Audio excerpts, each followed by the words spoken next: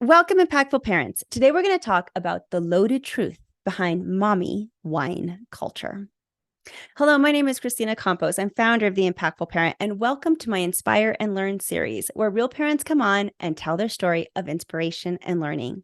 Because a wise man learns from his mistakes, but a wiser man learns from other people's mistakes. And today we're going to be learning from Celeste Yvonne. I'm excited to hear about Celeste's personal story of being a mom and drinking wine. And today, she's a sober mom. She's an advocate, a writer, and a certified recovery coach. Her essays on parenting and the mental load of motherhood, mommy wine culture, and sobriety, it resonates with mothers everywhere. And she has been featured on many publications, including Washington Post, Good Morning America, The Today Show, and so many others. Celeste has also just written a book. It's called It's Not About the Wine.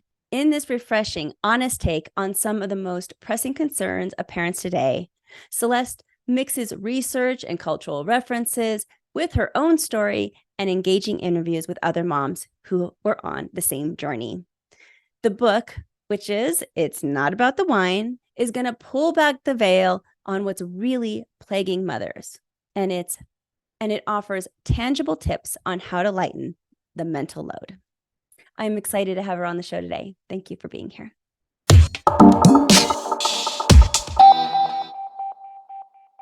Thank you, Christina. And I do hope people learn from my mistakes. That's the goal. Well, we're going to start right away with that. Can you tell us about what mistake, what was going on, what brought you here? Yeah, I think when I first became a mom, something changed in the way I drank. I was always a drinker. I loved to party. Um, I drank as a social lubricant. But when I became a mother, the way I drank changed, and it felt like I was drinking more as a coping mechanism. I was using it to self-medicate because motherhood was challenging in a way I had never experienced. It was physically, emotionally challenging, and I was scared. I was also struggling with postpartum anxiety, postpartum depression, and feeding myself, fueling myself with alcohol to get through it, with this understanding that mommies need wine. I mean, that's the message that is almost pushed on us from the day we become mothers, if not prior to, that moms need wine to survive motherhood. So I took that and I ran with it, that this is just what everyone's doing, because I felt totally overwhelmed, oftentimes incapable, and I leaned on alcohol to help me survive it. The problem was I was not doing it in a healthy way. I would start with probably one or two glasses of wine, but by the end of my drinking journey, I was consuming far more than that, because my tolerance grew. And even though it felt like I was in full control of my drinking, I was still drinking at a level that nobody could be in full control of.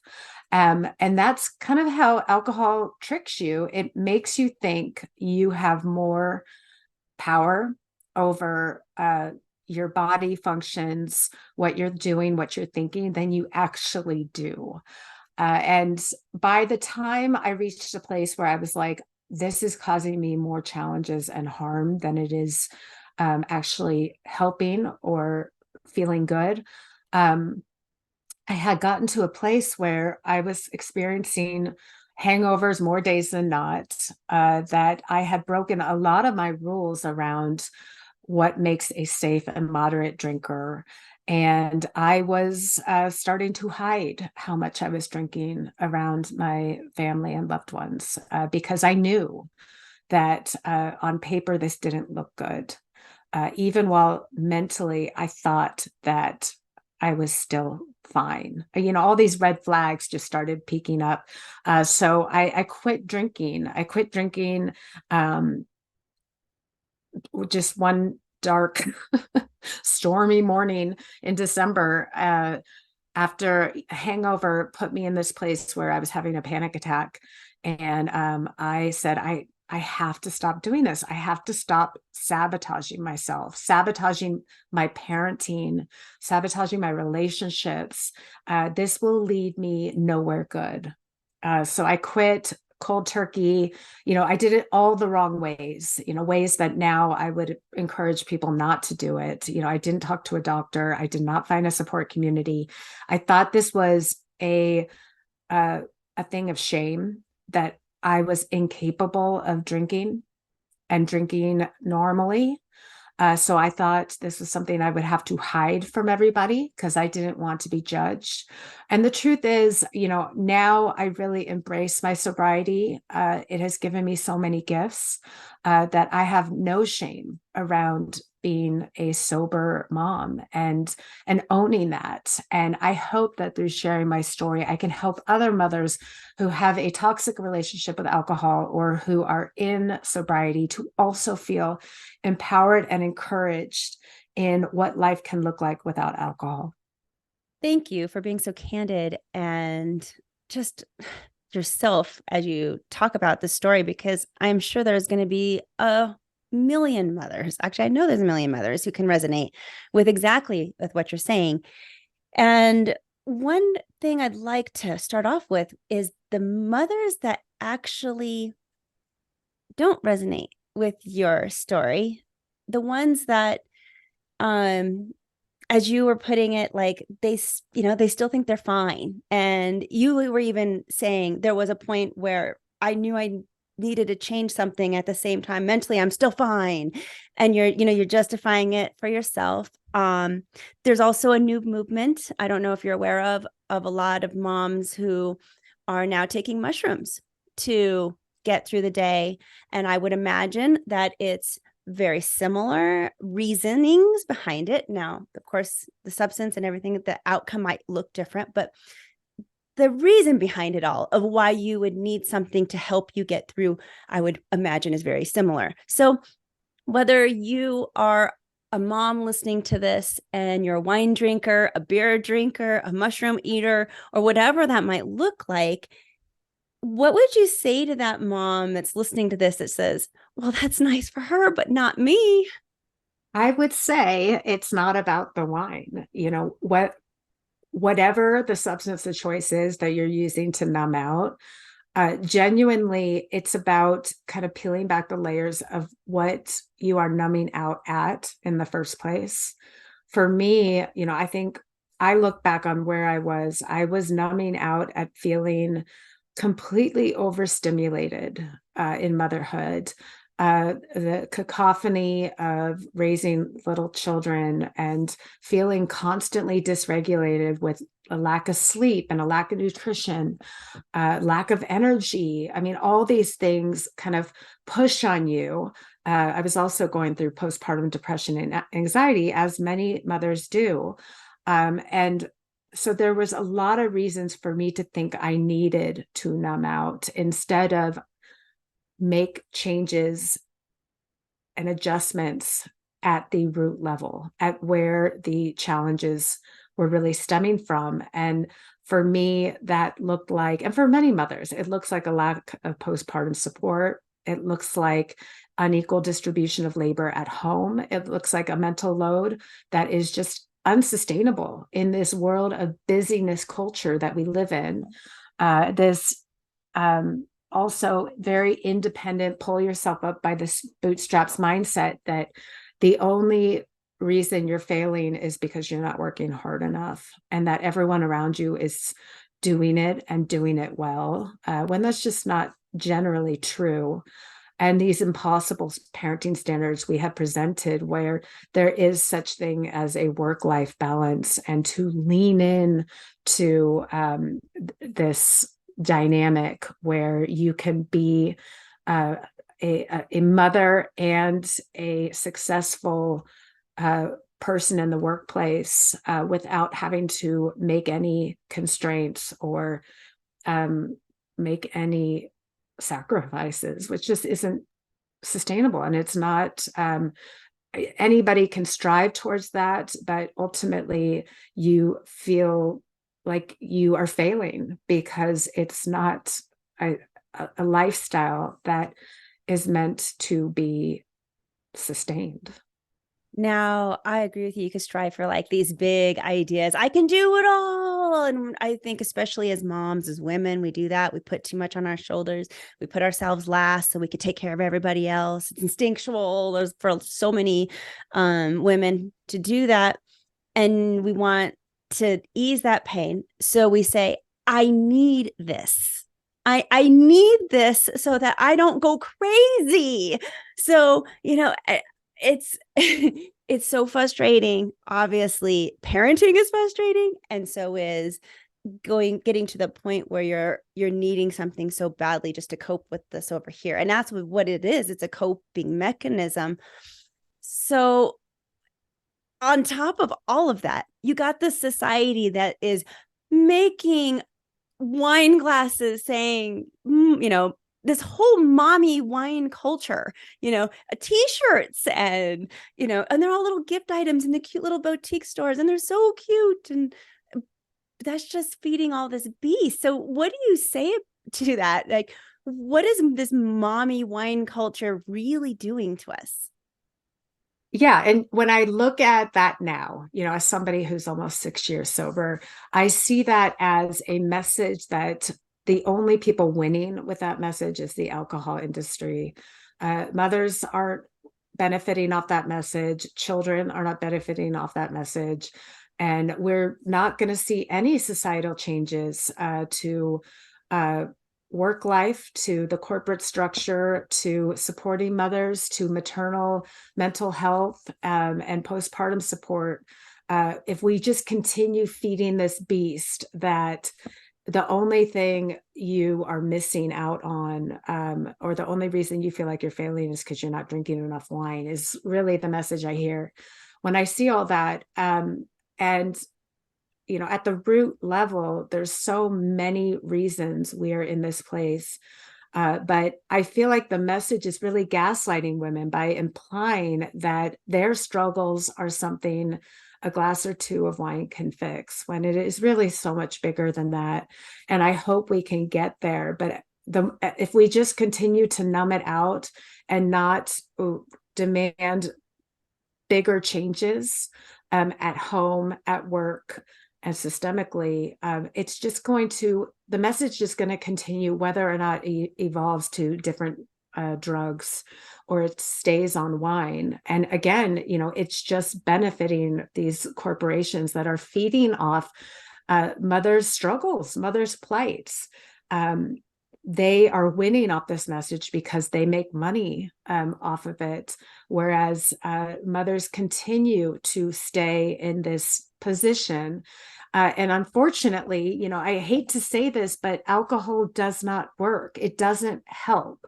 It feels like it is helping you regulate your system for about 20 minutes. And then scientifically, it shows that your body almost goes into this recovery mode where it's trying to get the alcohol out of your system, which is why we experience hangovers, which is why our sleep is so messed up when we consume even just a modest or moderate amount of alcohol.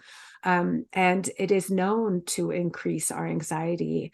It is known to also negate the effects of some of our medications we're taking for depression or anxiety. So in all of these things, it's really sabotaging all the things we're trying to do that are deemed as self-care. But that's not the message we see, when we go to whatever it is, the Hallmark store or the boutique shop. We get this message that really alcohol will fix what ails us. And it's quite the opposite. Yeah, it certainly is. And if I'm a mom and I'm listening to this and I'm resonating with what you're saying, and I'm like, okay, I know that I probably shouldn't be drinking 3-4 glasses of wine every night after dinner, but it started off as just one, right? Usually that's how it starts. But now you've come to this point where you're like, and maybe I need to look in. Where do you start? How do you start a sober journey like that when sometimes you hate to wait for something catastrophic to happen to wake you up. So maybe you're reaching somebody right now with our voice, and they want to get started. How would they do that? I think that's exactly where I was at too when I quit. I was like, am I waiting for something really disastrous to happen? Am I waiting for this proverbial rock bottom moment before I actually make this choice to change? And if so, why? Why would I wait for that? And at what cost? So if you are kind of in that mindset and kind of considering, or this is speaking to you, I would say to get curious. There are podcasts and books and resources out there that you can start exploring and just seeing what other options there are out there for you. I would also encourage anybody who feels uncomfortable with how much they're drinking to consider taking a 30-day break. I have seen in research that 30 days is a good amount of time to actually see all the alcohol detox, even just as a moderate drinker, and for you to actually start a routine where you are in a place where you will start experiencing the benefits of sobriety. So 30 days is really a great place to start. And I would encourage people to do that with a community. There are so many communities available and resources available to start that sober, curious journey. And you do not necessarily have to identify as an alcoholic to experience that. So there's a lot of resources available for people wherever you are at on this journey. So many virtual ways to connect with a community, and so many support systems that are conducive to mothers, busy moms who are constantly in the car driving around, who can't run to a 1-hour meeting across town, who just need to connect with people from their phones or from their AirPods. And there's one thing that you said that I want to point out to people, and that is that you do not have to identify as an alcoholic. Like, I love that, because a lot of these moms aren't. Maybe they just want to change a habit because they know it's affecting their parenting. You don't have to be an alcoholic to say that this glass of wine is affecting my parenting. It might be, maybe it's making me tired too early. Now I can't, spend extra time with my kids, that one extra hour that they need me at nighttime, or whatever that might look like of why you think, it might be affecting your family. That's it. That's all you need to make a choice and change whatever habits that you want to change. But there are also consequences to that choice. And I want to talk about that and get real with it, because when you have sobriety, your life is going to shift, and there's some gains. There's definitely some losses. And when I think of losses, I think of maybe even like friends, particular people, or traditions and routines that you used to love. So I'd like you to speak a little bit about that, because we're getting real here. Like, if somebody's listened to this and they're like, yeah, like, it's not all perfect at the end of the tunnel sometimes. And I just want to be real about what that might look like. I'm so glad you asked this. I'm really excited about this question, because I have to say the pros and cons that came with my sobriety are so different than what I anticipated. Yes, quitting alcohol is probably one of the best friendship filters you can find. But I was surprised at how many people genuinely did not care. They did not care that I wasn't drinking. They still drank. They were not fazed. The people who were fazed were drinking buddies.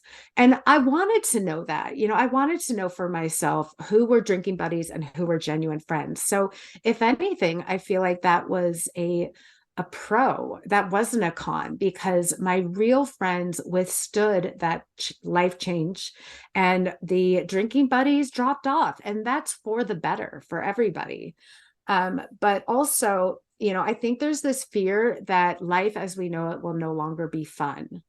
And I think Laura McCowan says it best. She says, if it's not fun without alcohol, it probably isn't fun. And I think my definition of what is fun looks different now.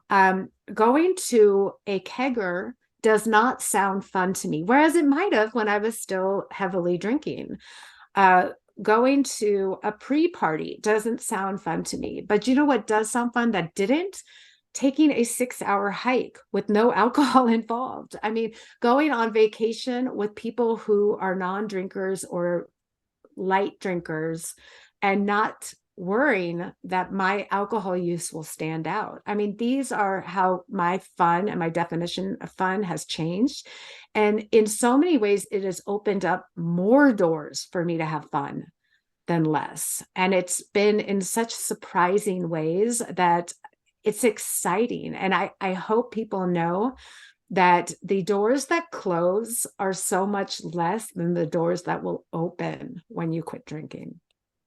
Now, with your sobriety journey, a lot of times there needs to be a replacement factor instead of just eliminating. And I think that's a common misconception that, oh, I just have to stop this. Usually you replace this with something. So I'm curious, what did you replace your glass of wine with? Yeah, and a lot of people do kind of a switcheroo in early sobriety where they go from drinking to sugar or to kind of unhealthily coping with some other mechanism.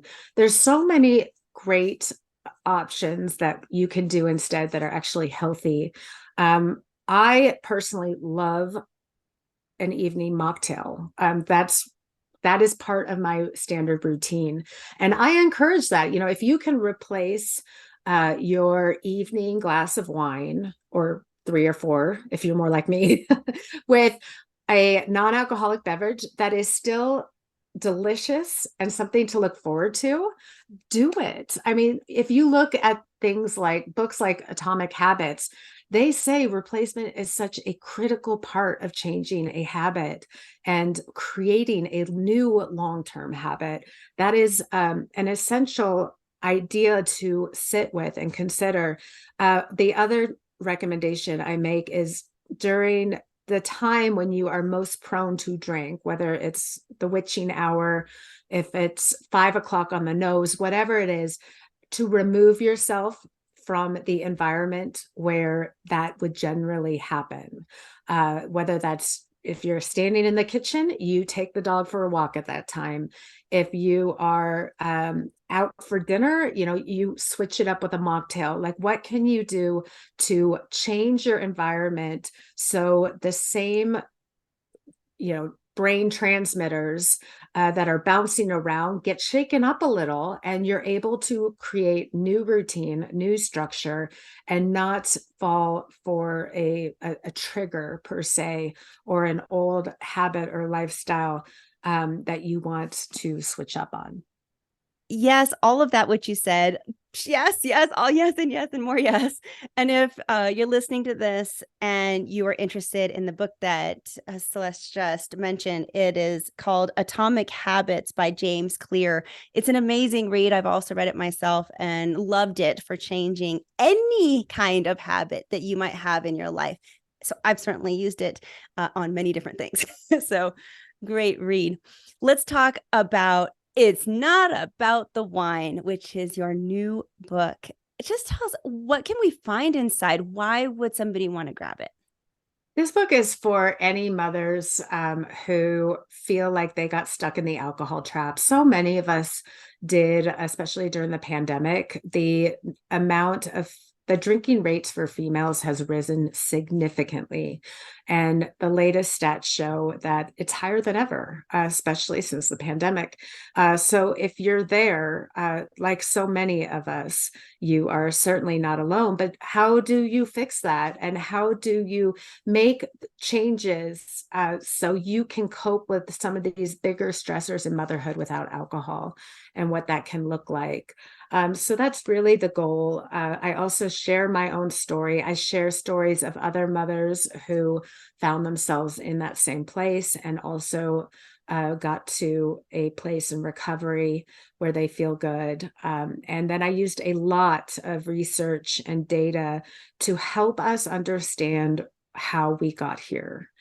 Because I don't think it's a coincidence that more women are drinking than ever. I think there's a lot of things playing into that.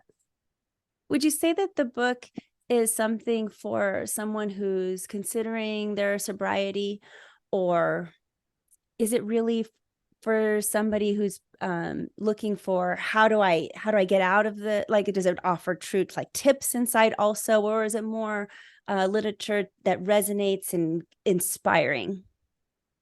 I say a little bit of both. I've heard from mothers who have read it who aren't on a sober journey, but they appreciated and they felt a connection and the relatability as feeling like a mother who is stressed out, burnt out, touched out, needing better support. So I think it is helpful to any mother who is in that place, whether or not they are turning to alcohol, uh, or just wondering what they're doing wrong, because they're not doing anything wrong. We're in a broken system. We certainly are. And it's not about the wine. Is it a novel or is it a self-help book? Like, how long is it? I'd say it's part novel, part self-help, part memoir, part self-help, and part sharing stories. It really isn't one thing. It's a little bit of everything. Thank you so much. Where can we get it? You can get it anywhere books are sold. It's on Amazon. It's at your local bookstore. Uh, go check it out wherever you like to buy books. Thank you so much for being here. Thank you for having me. If you have an inspiring story and want to share your story with the audience so that others can learn from you, please go to theimpactfulparent.com/work with me and sign up. I hope today's episode brought value to your day. And if you would like to become a more impactful parent, download the Impactful Parent app. The Impactful Parent app is free to download and full of episodes just like this one to help you in your parenting journey. So carry help and tips and parenting resources right in your pocket so that you can refer to it when you need it most.